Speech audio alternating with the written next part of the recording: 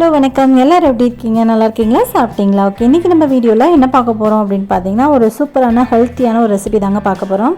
So இது வந்து ஒரு லேகியூ மாதிரி இருக்குது பார்க்குறதுக்கு, ஒரு உருண்டை மாதிரி அப்படின்னு கூட வச்சுக்கலாம், ஒரு ஸ்நாக்ஸ் மாதிரின்னு கூட வச்சுக்கலாம். ஸோ அது எப்படி செய்யுதுன்னு பார்த்துடலாம். இதுக்கு பார்த்தீங்க அப்படின்னா ஒரு கப் அளவுக்கு ராகி மாவு எடுத்துருக்கேன்.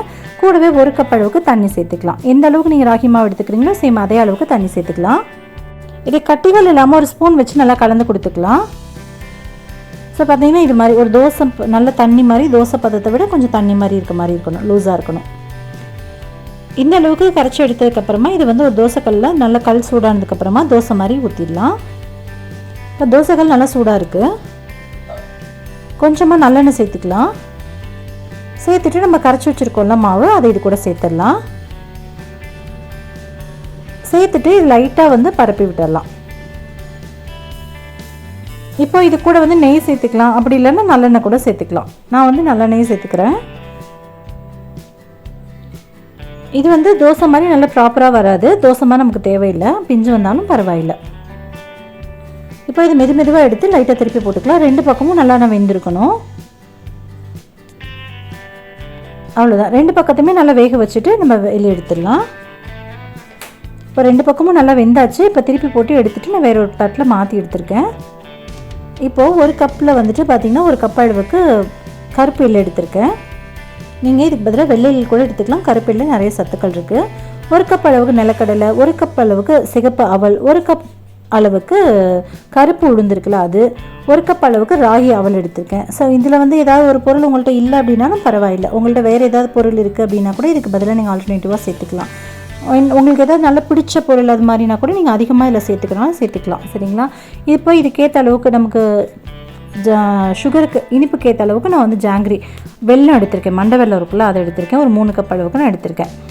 ஸோ பார்த்திங்கன்னா இதை நல்லா வறுத்து எடுத்துக்கலாம். இப்போ நம்ம எடுத்து வச்சிருந்த எல்லா பொருளையுமே வறுத்து எடுத்துக்கலாம். இந்த பொருள் எல்லாமே இதே அளவில் தான் சேர்க்கணும், இந்த பொருள் தான் சேர்க்கணும் அப்படின்னு சொல்லிட்டு எந்த அவசியமும் இல்லை. உங்களுக்கு இதில் எது ரொம்ப பிடிக்குமோ, டேஸ்ட் வைஸில் இது எது உங்களுக்கு ரொம்ப பிடிக்குமோ அது கூட நீங்கள் ஜாஸ்தி சேர்த்துக்கலாம். பிடிக்காத பொருளை கொஞ்சம் கம்மி பண்ணி கூட சேர்த்துக்கலாம். கூட வந்து நம்ம எடுத்து வச்சுருக்க நிலக்கடலை, இப்போ இது எல்லாத்தையுமே நல்லா வறுத்துட்டு சேர்த்துக்கலாம். இப்போ நம்ம ராகி தோசை மாதிரி ஊற்றி எடுத்தோம்ல, அதையும் இது கூடவே சேர்த்துடலாம். சேர்த்துட்டு மீதி வச்சுருக்க பொருளையுமே வறுத்து எடுத்துக்கலாம். வறுக்கும்போது முக்கியமாக நீங்கள் கவனிக்க வேண்டியது லோ ஃப்ளேமில் வச்சுக்கோங்க. எல்லாமே ஒரே மாதிரி வறுப்படுற மாதிரி பார்த்து நல்லா கலந்து கொடுத்துட்டே இருக்கணும். ஹை ஃப்ளேமில் வச்சு வறுத்தீங்க அப்படின்னா ஒரு பக்கம் தீஞ்சு போயிடும்.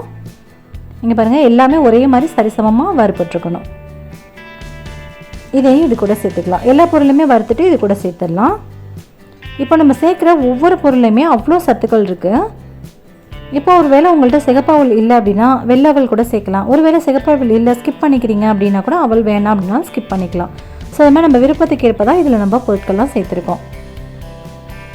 இப்போ எல்லாத்தையுமே வறுத்துட்டு இது கூட சேர்த்து நல்லா ஆற வச்சு எடுத்துடலாம். மீதி நம்ம என்ன பொருட்கள் இருக்கோ அதையுமே எல்லாத்தையுமே வறுத்து எடுத்துடலாம். நம்ம ராகி அவல் வச்சுருந்தோம்னா அதையும் இது கூட சேர்த்து வறுத்துக்கலாம். நீங்கள் சில பொருட்கள்லாம் வாஷ் பண்ண முடியாது அப்படின்றதுனால நீங்கள் கவலைப்பட தேவையில்லை. நல்லா ஒரு க்ளீனான கிளாத்தில் போட்டு லைட்டாக அதை தேய்ச்சிட்டு நல்லா தொடச்சி எடுத்துக்கோங்க. இப்போ இது எல்லாமே ஒரு பக்கம் நல்லா ஆறிட்டு இருக்கட்டும். இன்னொரு பக்கம் நம்ம எடுத்து வச்சுருக்கோம்ல வெள்ளத்தை வந்து நல்லா உடச்சிட்டு பார்த்தோம் அப்படின்னா ஒரு 3 கப் அளவுக்கு நமக்கு வெல்லம் கிடைக்கும்.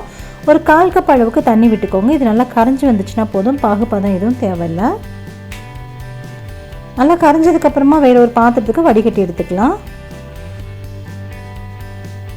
அவ்வளோதான், நல்லா கரைஞ்சாச்சு. இப்போ வடிகட்டி எடுத்துடலாம். ஏன்னா இதில் வந்து வெள்ளத்தில் பொதுவாகவே தூசி நிறைய இருக்கும், தூசி மண் இதெல்லாமே இருக்கும். ஸோ நல்லா வடிகட்டி எடுத்துடலாம். வடிகட்டி எடுத்தாச்சு. இப்போ இது ஒரு பக்கம் இருக்கட்டும். இப்போ நம்ம ஏற்கனவே வறுத்து வச்சது எல்லாமே நல்லா ஆறி இருக்குது. அது கூட வந்து ஒரு 1/4 கப் அளவுக்கு நான் வால்நட் சேர்த்துக்கிறேன். நீங்கள் இது கூடவே வந்து பாதாம், பிஸ்தா, முந்திரி அது மாதிரி எது வேணாலும் சேர்த்துக்கலாம். நான் வந்து வால்நட் இருக்குது, நான் அதனால் அதை சேர்த்துக்கிறேன். நம்ம இது கூட அரைக்க போகிறதுக்கு முன்னாடி வால்நட்டை ஃபஸ்ட்டு சேர்த்துட்டு அதுக்கப்புறம் இருக்க பொருள் எல்லாத்தையுமே இது கூட சேர்த்துடலாம்.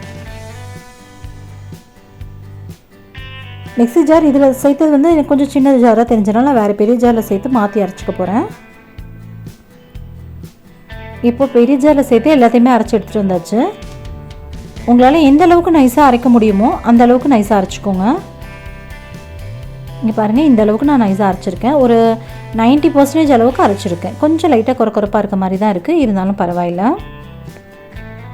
அவ்வளோதான். இதை அப்படியே வச்சுட்டு இப்போ நம்ம ஏற்கனவே வந்து வெல்லம் பாகு வச்சுருந்தோம்ல அது நல்லா ஆற வச்சிடலாம். ஆறினதுக்கப்புறமா இது கூட கொஞ்சம் கொஞ்சமாக சேர்த்துக்கலாம்.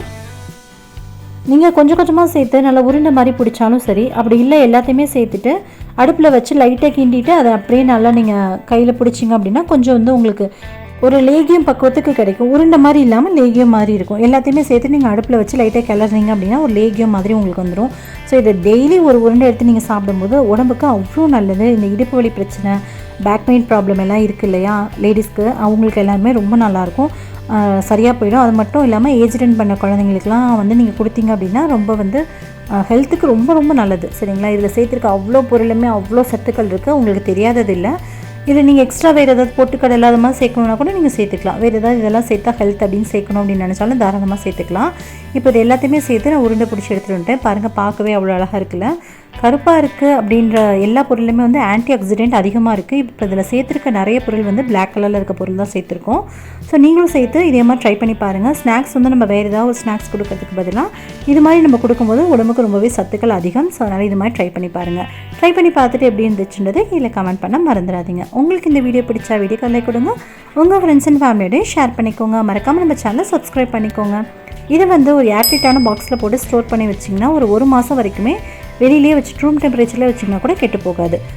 ஒரு 15 நாள் வரைக்கும் வச்சுக்கோங்க. அப்படி இல்லைன்னா நீங்கள் ஃப்ரிட்ஜில் வச்சு கூட ஸ்டோர் பண்ணிக்கலாம். அவ்வளோதான். ஓகே ஃப்ரெண்ட்ஸ், உங்களுக்கு இந்த வீடியோ பிடிச்சிருக்குன்னு நினைக்கிறேன். உங்களை இன்னொரு இதே மாதிரி இன்ட்ரெஸ்டிங்கான வீடியோவில் மறுபடியும் சந்திக்கும் வரை நன்றி, வணக்கம். தேங்க்யூ, பாய். இந்த போறப்பு தான் நல்லா ருசிச்சு சாப்பிட கிடைச்சது.